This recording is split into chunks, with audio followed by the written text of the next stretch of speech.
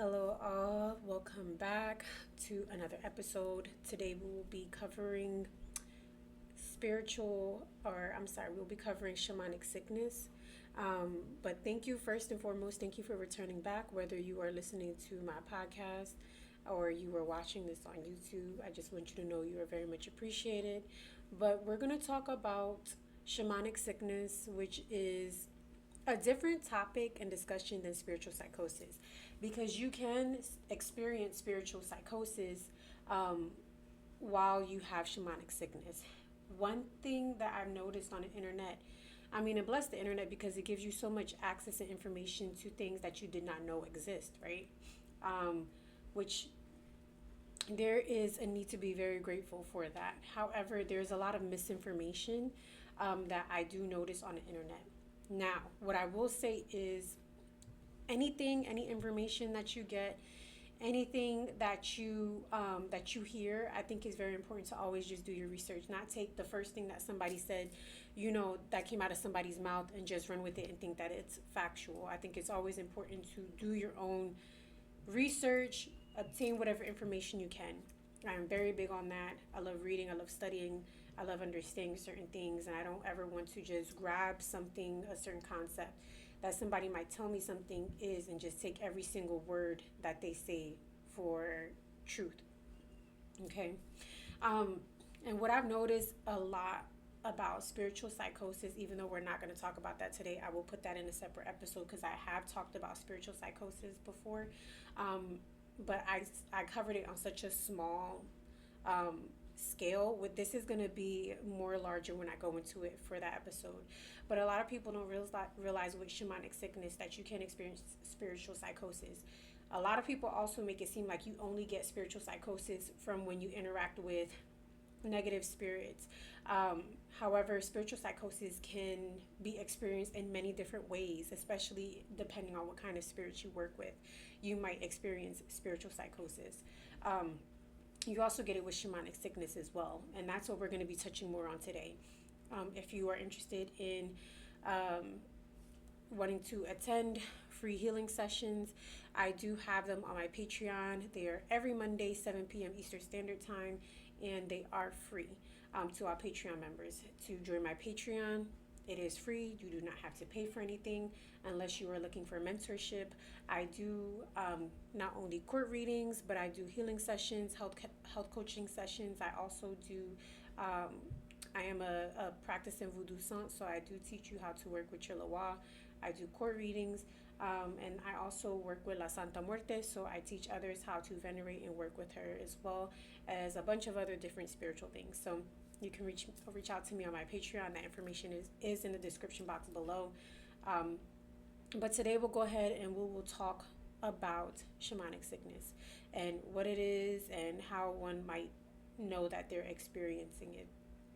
I'll also talk a little bit about my experience with it as well, um, because it is a very, very important subject that a spiritualist should know. A lot of people, and I've noticed that on the internet or just in general, a lot of people have a misconception about spirituality. They always feel that everything is very light and very vibrant and high vibrational. And even if you are a light worker, or in my case, I do also do shadow working as well, or shadow healing. And to be a shadow worker or to be a light worker, I also feel like you can be both, right? There is always that balance of the scale. And I'm somebody who very much just likes to spend time on both sides of the spectrum. In order for you to learn one or understand one, you have to learn and understand the other. So everyone thinks, or from what I've seen, there's a misconception um, of going through shamanic sickness or going through spiritual illness in order for you to ascend. Everyone thinks that to be a spiritual practitioner, everything is of light, and it's not. I do hate to break that to you. Not everything is of light. And in order for you to be initiated, or when you're going through initiation, or when you're going through understanding of what it is that you're supposed to be doing in this lifetime or on your path, you experience some kind of illness, and that could be physical, mental, emotional, spiritual. For me, it's always been all of the elements. that I have went through a lot of sickness. I'm talking about physical health illnesses where the doctors couldn't explain what was going on, why I experienced that. Um, there was also um, a lot of episodes of disconnection with the physical body that I went through when I had shamanic sickness. I do feel like it's something that you will continue to experience in this lifetime until you have accepted your path. Um, and once you do accept your path, then you're like in a whole nother ballpark now of trying to understand your gifts and your purpose in this world and how to utilize your gifts to help others. At the end of the day, whether people agree or disagree, even though I am one of the most solitary brujas that probably exist, if I lived in a cave up in the mountains, I think I'd be perfectly fine if I am away from everybody. Just give me some trees, give me some water, and let me be at peace. I'll be perfectly fine with being a solitary bruja because I am now. But at the same time, um, I had to accept my path. I had to understand that in order for me to walk into this path and to be a healer, was that it is done on a community scale. It is done on a grand scale where at the end of the day, I help others to help others. A lot of the people, majority of the people that I work with or who come to me, or who are typically, they'll always tell me I was drawn to you. They're usually healers. They just have not learned how to utilize their gifts. They have not learned how to use brujeria. They have not learned how to use magic. They don't understand their gifts as yet, which is why they come. And whether we're doing Reiki attunements, whether I'm teaching them how to work an altar, whether I'm giving them a court reading so they can learn more about their cultural practices and how to start into, that journey. I've just learned that I'm just the vessel to be able to pass on the message. However, before I even became this person, before I was even able to be like, one to guide other people onto this, I went through a lot. I went through a lot of really messed up stuff in life. But majority of it was, a lot of darkness and isolation. Having shamanic sickness, it's one of those things where you can also feel disconnected from the world or people around you. Once you start getting a glimpse outside of the matrix or the 3D, right? Because you have to understand that whether you are, working a 9 to 5 or you're in a miserable situation, right? Typically, I always say those who are healers or those who are, here to guide, you will always notice that you're the black sheep of the family. You typically are the one who don't fit in. I feel like everyone in this world who is put here have gifts. Everyone has gifts. However, everyone will have different kinds of gifts. Everyone will have different kinds of purpose to be here, to lead and to heal, whatever it is that they have to do. But I do feel like everyone has gifts. I do feel like there are people at the end of the day who are the chosen one. I feel like it's whoever decides to take on that role, which is a very heavy and big responsibility. Now, um, I know there a lot of people might feel like, do you really feel like there's a chosen one, like out of your whole lineage? I do feel like I said, everyone has gifts, right? I came from a family who is extremely gifted. A lot of the people that I knew in my family had gifts. I had practitioners who were inside of my family. So it's not uncommon that you could have more than one person who did these kind of things. However, the chosen one will definitely be the one to understand um, that you have to carry the torch. I've had family members who've given up in the practice because it was too much for them. And trust me, um, I remember like seeing someone speaking about initiation and how dark it can be, and they were talking about the crescent moon. And I happen to have like a crescent moon. I have crescent moon tattooed all over me before I even understood what it meant spiritually. But I have, if you're watching the video, you can see here I do have a crescent moon. It's the moon is very much one aspect of myself that I really do identify with, because I do consider myself a shadow worker, or I do feel myself to be connected to the darkness, and not in a negative way, right? I think if you think the darkness is negative, you just have a misconception of what it really is. But at the end of the day, they said that the crescent moon represents to be bent, right? When you go through initiation, you learn to be bent. And what I mean by that is you learn, right, that in order for you to be able to walk on a path to, whether it's to do ancestor work, whether it's to heal others, whatever it is that they're trying to get you to do, they're going to keep applying pressure. And when you keep thinking that you can't go anymore, they're going to apply more pressure until you feel like you're going to snap or you're going to break, right?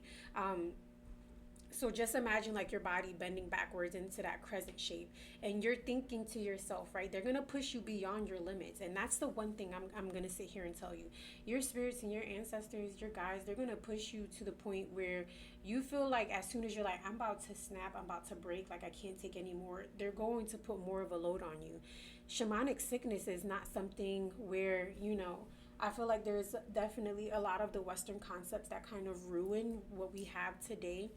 um, when we talk about shamans or we talk about healings, and I hate using the word shaman because it's a, a colonized word, but I will say at the end of the day, I will say at the end of the day that in order for you to be a medicine person, or in my case, like an Obia woman or Obia man, or someone who heals or helps others, right? And I have, I was gifted to be able to heal healers and to help healers be able to discover their path so they can move forward. Um, you will go through a lot of emotional and mental despair. You will go through psychosis. You will go through you might go through physical sickness. There was times where I was so mentally not well, physically not well.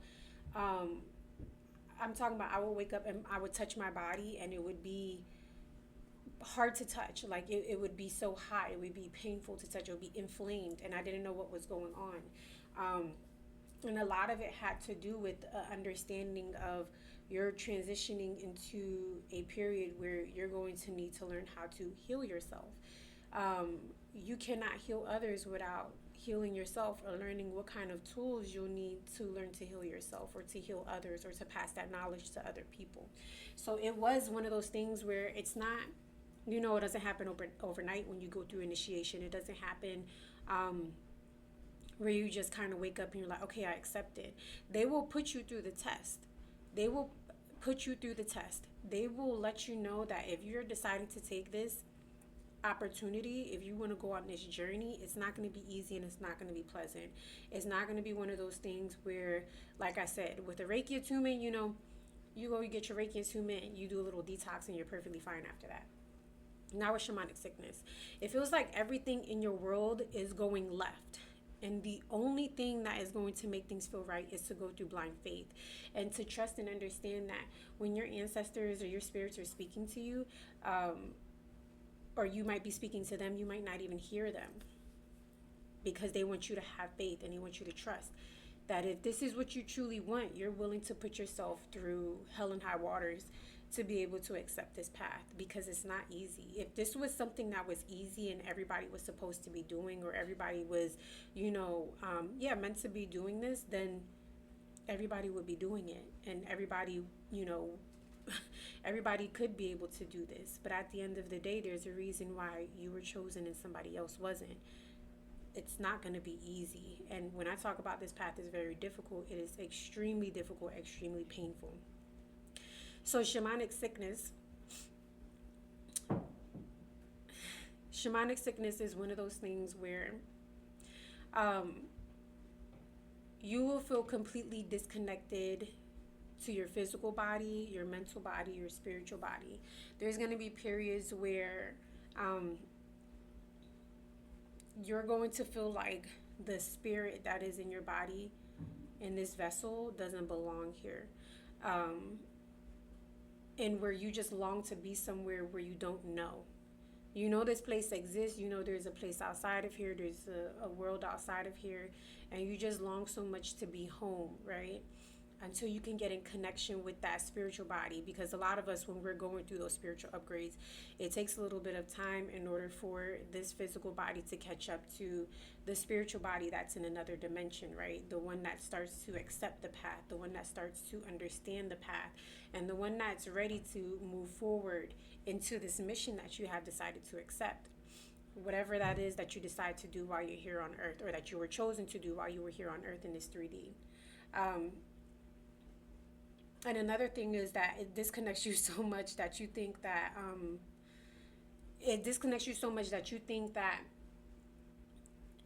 I've noticed that a lot with spiritual practitioners too, that you just are so far away from earth and you don't realize that like you're supposed to still be down here too. And that's another thing. It just makes you feel like you're supposed to be up in the cosmos, like you're waiting for the aliens to fucking beam you up. And that's just not what that's not what it is. That's not the case. You're supposed to be still here on earth in a 3D, and you're supposed to be working as a community to be able to help each other, right? To elevate each other, to heal each other. Everybody has a purpose and a mission here. But those who experience some shamanic sickness in this capacity, and those who accept to, like I said, you accept to be able to take a heavier load on than other people, right? Because there's some people who at the end of the day, they choose not to, and they choose to stay in one spot, and they're fine with being in that one spot, and they're fine with not going forward, or they're fine with not doing all of the ancestor work, or maybe they're scared, or whatever the case is. But when you choose to, right, you take on a heavier load than other people who choose not to. And it's difficult, and it's very terrifying. I've also noticed from other people, or that I've heard from other people when they talked about it, they go through, and there was this one, I wish I could remember the video, but there was this one practitioner that I had watched her video, and this was around the time when it had really gotten bad for me, and I think maybe my spirits was like, you need to watch this because you need to understand. And she was talking about the severe psychosis that she had went through when she was getting initiated. And she practices like old world magic, like a traditional form of magic. And before, when the ancestors and the spirits were coming to her, she got admitted into a psych ward because she could hear the voices and she could see certain things. And this is more of the spiritual psychosis aspect that you experience with shamanic sickness. But she got admitted maybe like 3-4 times or whatever the case is, because the voices and the spirits got so overwhelming that she wasn't ready. Her body was not ready to physically receive them, or during the time of them receiving them, it was just overload. It was too much, and that might happen to you too once you get into this point. A lot of people think that, you know, you're messing with darker entities or energies, and that's not the case. You just have to understand that some of these spirits have been here for such a long time, and they're so old, and they're so heavy. Their presence is so heavy, and trust me, I've interacted with spirits where their presence was absolutely heavy. They take up the whole room, and I've even talked about La Santa Muerte, where the presence is so huge that it's just very hard to conceptualize that this energy is here. And sometimes when you have more than one spirit that's coming in, it'll feel very strong, it'll feel very heavy, and sometimes it's overload, sometimes it's too much. And I've experienced that where it was too much for me, because I have more than one coming to me, and spirits don't understand certain concepts like time, right? So if they're coming to you 3 o'clock in the morning, right, because that's 12 to 3 o'clock is when typically they call it witching hour, but that's when all the spirits like to come through during that time. They don't realize that, like, hey, you got a job in the morning, so whatever the case is, can you just come at a more convenient time? They don't fucking care. They're not doing that. They have to come in when they have to come in. So you do go through a lot when you go through your shamanic sickness.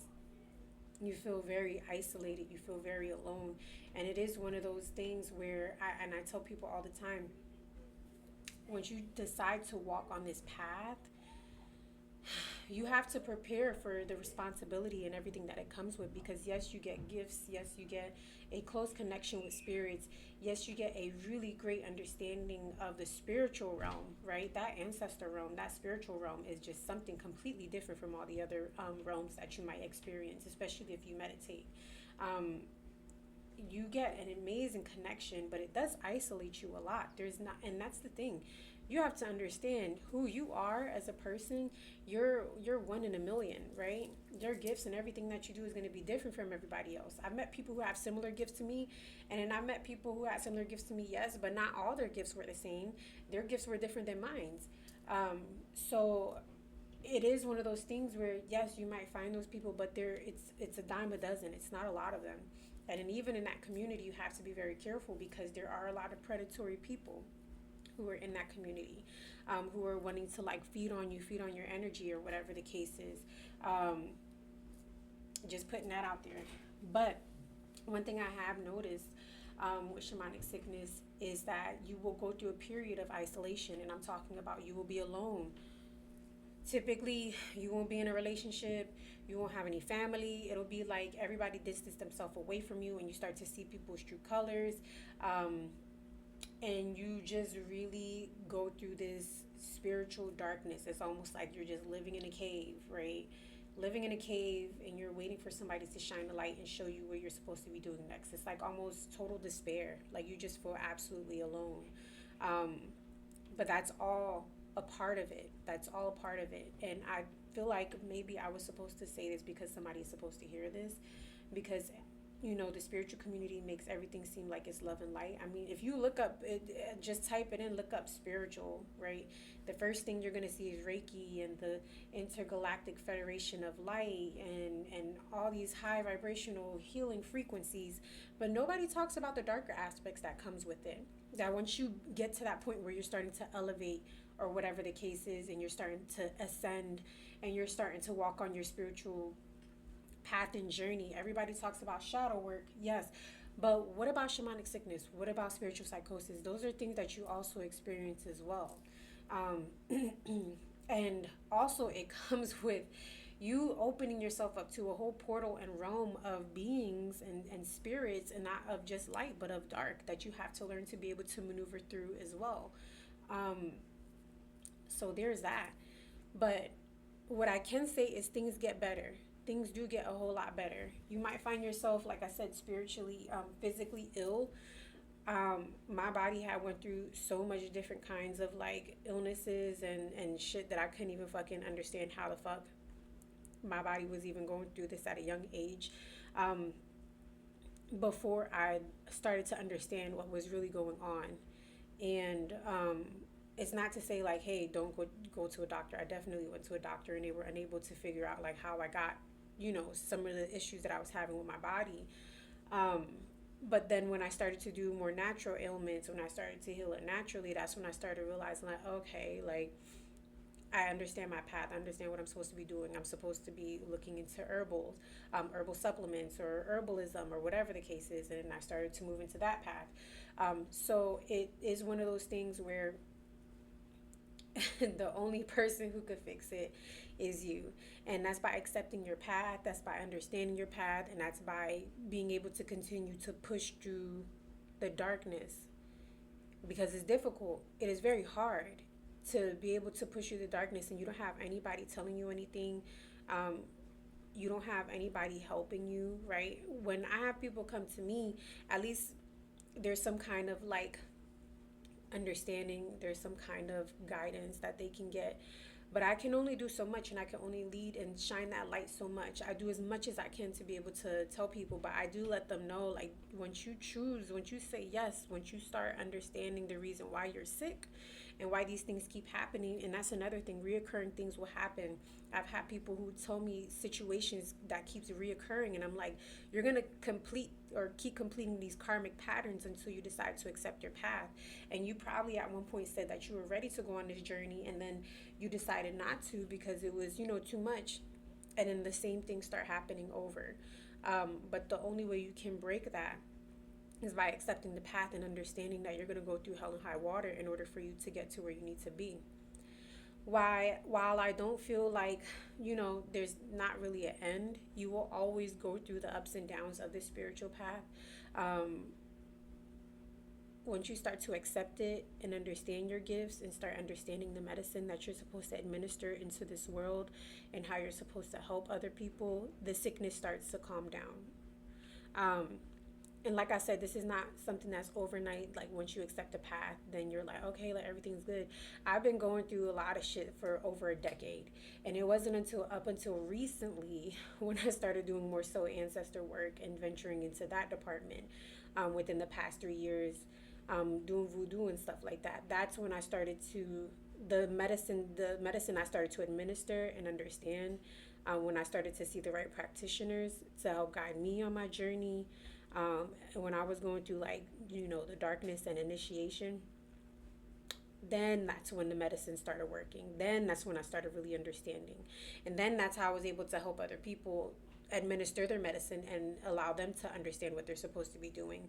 And sometimes you just need a little help. You just need a little bit of pushing for somebody to help you. But the sickness doesn't always 100% stop. It doesn't always 100% go away, because you're going to continue to go on to this journey. You're going to continue to move forward until you're getting to a place of elevation, understanding, enlightenment. But we will always continue to go to the path of enlightenment. We don't just ever finish, right?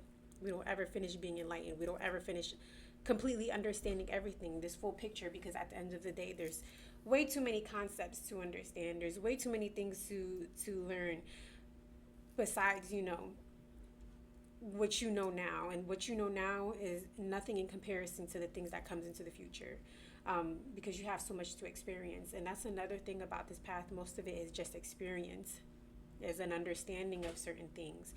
Like I said, it's not like you're going to hit this goal and that's it. It's over for you. Oh, I'm completely enlightened. Oh, my shamanic sickness went away. No, this is something you might experience for a very long time. This might be something you experience forever. Until you learn to accept your medicine and accept what pain, and accept your path of what comes. And it's a very painful path. Once you start to realize that not everyone can be around you, once you start realizing that everything that you understood and you knew before was a lie, or was false, or was inaccurate. And it is one of those paths where, like I said, not everybody will be able to fully complete, or will even fully be able to start and venture on, because of all of the fear, or all of the fear that comes with it, and also all of the pain that comes with it, because it is one of those things where, it feels like you lose everything, but you do gain everything back 10 times more.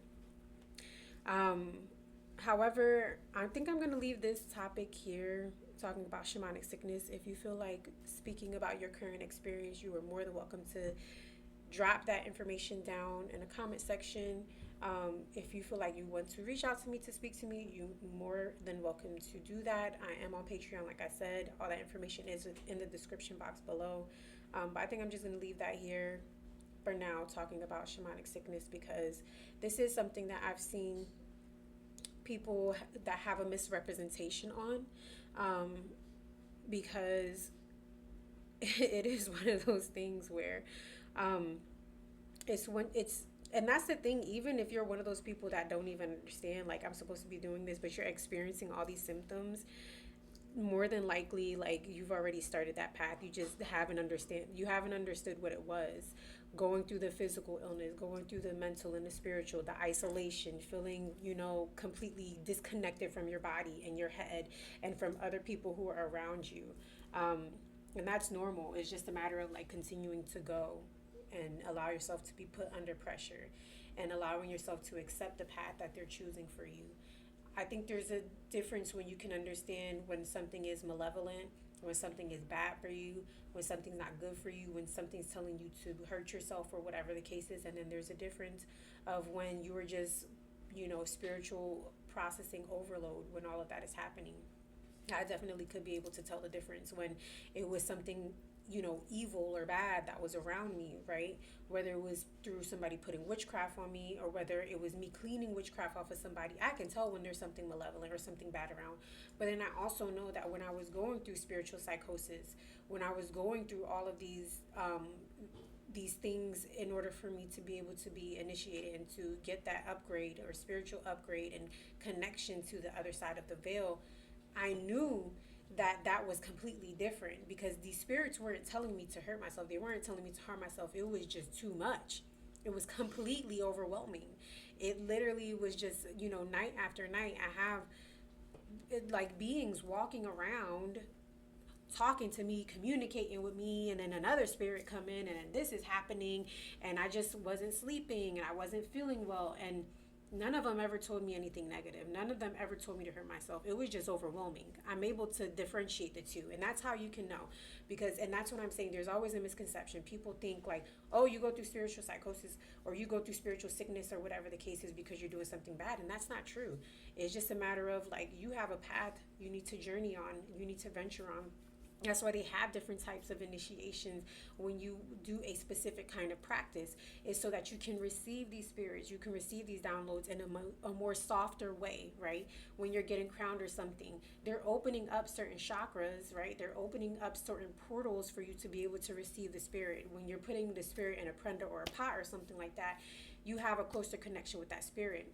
But when you go through spiritual initiations, or when you go through certain, like when you go through shamanic sickness, it might just be expressed to you in a different way. So it doesn't necessarily mean that it's inherently evil, right? Just because you're going through a spiritual depression, does that mean something evil is around? No, that's just something that you might experience because the world around you, the way that you might have seen something at one point, right? That's not what it is. Once you start being with certain people or understanding people's true, and that's the thing, your gifts, when it starts to come in, you'll start being more empathetic. You start being more sensitive, spiritually sensitive to certain things. And then when you have people around you that you realize, oh, these people are feeding on me. Oh, these people are doing this to me. Oh, these people are putting magic on me. Oh, these people they're jealous of me, or they're envious, or, I can't be around these people anymore because they're energy vampires and they drain me. It starts to become depressing because then you're isolated and you're by yourself. And sometimes they want you to study something. They want you to understand certain concepts. Your spirits want to come to you 3 o'clock in the morning because they're trying to tell you something that's going on or that's about to happen. And it becomes very isolating. And that can kick, spiritual depression. That can kick part of your shamanic sickness. Sometimes, like I said, with me, my body, it felt like it was shutting down. But once I started learning more about herbalism and I started doing more healing techniques and learning about different plants that I can take, not only to take a bath, but make tinctures and, administer into myself, I understood like, oh, okay, that's what they were trying to teach me. That's what they were trying to show me. It's just, we live in a 3-dimensional world where the spiritual is not allowed to exist. So the way that you suffer, you go through certain things is going to be different from somebody else. And also not other people aren't going to understand you if this isn't their path or what they're supposed to do. But like I said, I could go about this all day.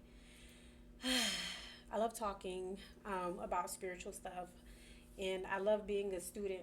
I love being, a leader. I love being able to guide and help people. I do feel very much connected and passionate about that. So I'm going to just end it here. And if I do need to talk about this topic, of course, I'm probably going to bring it up another time.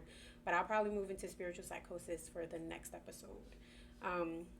Just to cover some basis on that. But like I said, if you have any questions, if you want to reach out to me, feel free to. If you have anything that you want to leave about your experience, you can drop it in the comment box below. But other than that, I love y'all. Thank y'all so much for tuning in, for supporting me. It's so much, very much appreciated. I just want y'all to know that I appreciate y'all and that I will talk to y'all soon. Bye.